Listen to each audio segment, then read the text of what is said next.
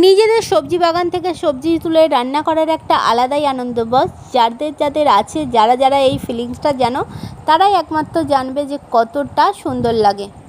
দেখতে পাচ্ছ আমাদের কাছে করলাগুলো আমি তুলে নিলাম।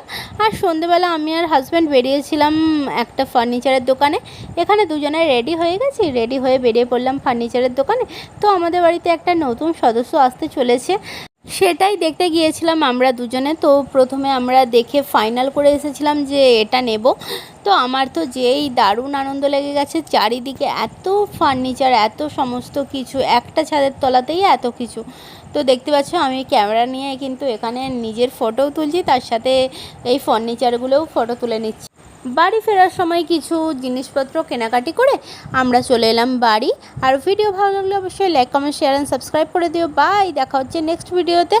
আর কি নিলাম সেটা পরের ভিডিওতে দেখাবো। টাটা।